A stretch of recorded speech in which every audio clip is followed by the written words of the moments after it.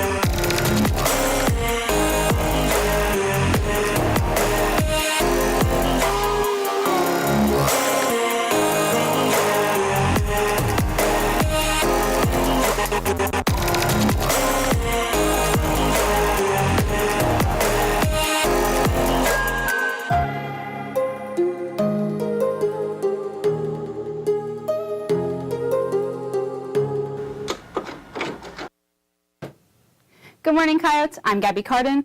Now, as exciting as ending the school year sounds, there are some serious issues going on that need to be addressed. I'm sure most of you have heard about the new policy that limits our chance to be in the hallways to get water, talk to a different teacher, or use the restroom during classes. This rule wasn't put in place without a reason, so here's more on what problem caused this change and how we as Coyotes can work together to improve the situation. Hey, what's up, guys? This is Officer Petty. So you've noticed that people have been using paint pens, markers, crayons. They've been carving profanity into the walls with sharp objects, and we really need this to stop. The problem is that they're creating permanent damage, so the stuff is getting permanently embedded into the walls. The dividers between the restrooms are getting completely destroyed. This isn't just a place where I work and the teachers work. It's a place where you attend, and the cleanliness of the building is a reflection on you. At the end of the day, there's 2,000 of you and there's a couple hundred of us. There's no way for us to be able to monitor your activities all the time, which means you have to police each other. And by police, I mean you guys have to look out for one another. You have to protect your property. This is your school.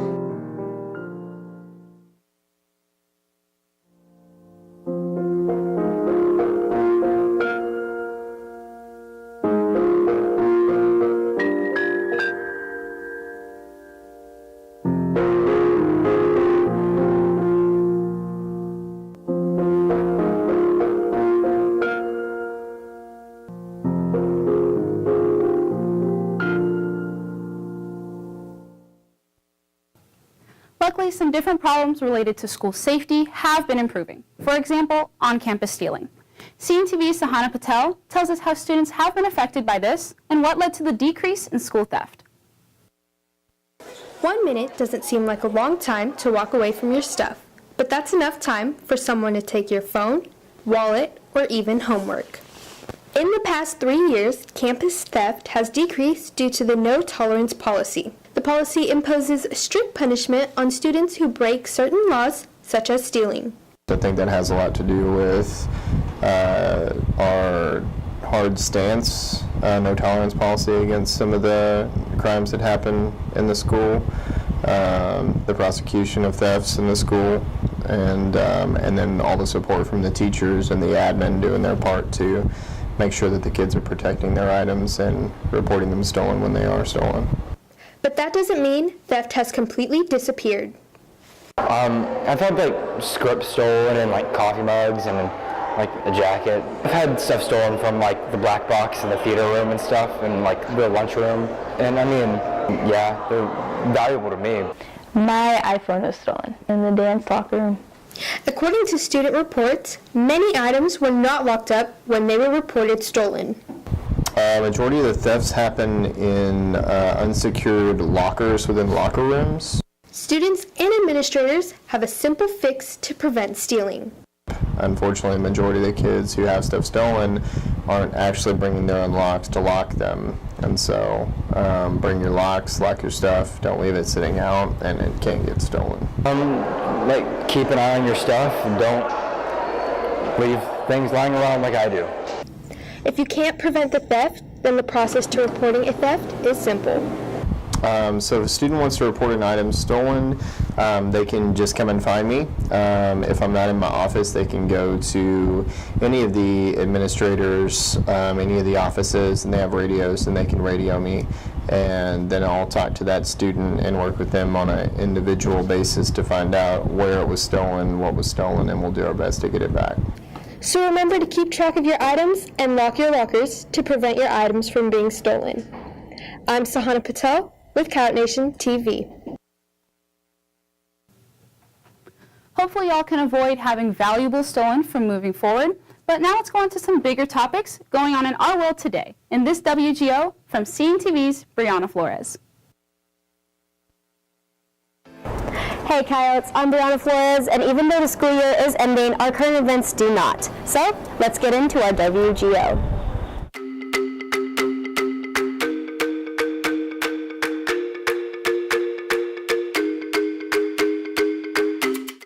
Lately, the talk of the town is YouTube drama. Now, before I get into it, let me just say that YouTube drama usually does not become mainstream, so the fact that this one did is very important. Just to recap, James promoted a vitamin brand, which is a direct competitor for Toddy's Hollow Beauty product. Toddy was a mentor figure to James, so she felt betrayed, and I get that. So after the act, these two started posting videos, reacting to the other, saying their side of the story and exposing their secrets. The latest thing that happened was a mutual agreement between the two to stop publicizing their arguments. Now, this happened this past Sunday, and we have not heard from them yet. However, Twitter is blowing up at people's responses to the whole drama. Now, Twitter is a hotspot for Game of Thrones fans as well. Last Sunday marked history as Game of Thrones aired its final episode after running for a total of 8 seasons. GOT was the most seen television show and topped 30 million views per episode in 2017. Based on the book series called A Song of Ice and Fire, written by George R.R. Martin, Game of Thrones was based off of its series, naming it after the first book title of the 7-book series. Game of Thrones brought in political topics, romance, and a fantasy world, which brought a lot of viewers in. And personally, I'm not a fan of GOT, but I do understand the heartbreak of the ending of a great television series. And not to spoil anything, but on Twitter it is still one of the hottest tweets just because of how Game of Thrones ended. Next Thursday, May 30th, will be the first game for the 2019 NBA Finals, making it the earliest for this event since 1986. Now, what's also interesting is that the Golden State Warriors will be advancing to this year's finals, making it their 5th consecutive one. They already won 4 awards, and many people predict that they will win this year as well. So, do you agree with them? We'll see. Also next week is a holiday. We will have no school tomorrow or next Monday because we will be celebrating Memorial Day weekend. As most of you guys may know, Memorial Day is the day where we honor those who died serving the U.S. military. President Bill Clinton signed the National Moment of Remembrance Act in 2000 to start what we know as National Moment of Remembrance. This is where we stay silent for a whole minute at 3 o'clock p.m. Central to raise awareness for the honorable people who died. Apart from that, people will celebrate by visiting cemeteries and hosting parades. If you don't have any plans, you could just search up Memorial Day events and see what pops up. So, until next time, I'm Brianna Flores, and now you know what's going on.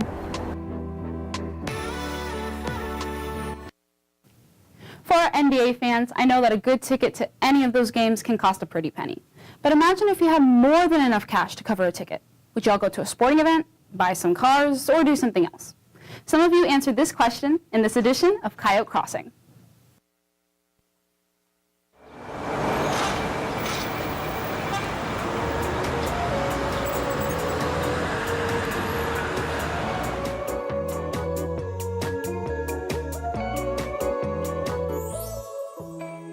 Where would I go? I would travel all of South America and all of Europe. Greece, like Germany, like England, Bali, Indonesia, the Philippines, all those other places, just to explore the cultures. Ever since I was like in 5th grade, I think, I had this book that showed stuff from the world, and so I've always wanted to travel then. And I think my top things would have to be, like countries, would be Italy and Japan for sure. I'd probably pick Japan first and Italy because it seems less realistic. And I'd probably want to see like every single part of the country, which is so unrealistic, but if I have infinite money, that's what I'd do. I would meet Beyonce, I would meet Zendaya, Ariana Grande. I would try to be their friend. Probably wouldn't happen. I would go to Paris. I would drive a flying car, and my private jet would be named SS Chastity. I'd spend it on a bunch of bread. Then either Hawaiian bread or like a chocolate broachy bread, like it got butter on it, with like chocolate chips in it. Smack.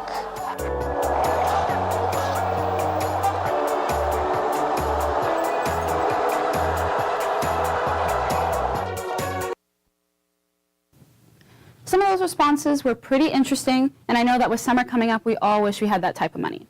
Now, summer's actually really close because, not counting today, we have 2.5 days left of school. And if you're planning to kick off your vacation early by going out, you should pay attention to this week's Weekend Weather by CNTV's Madison McFarland.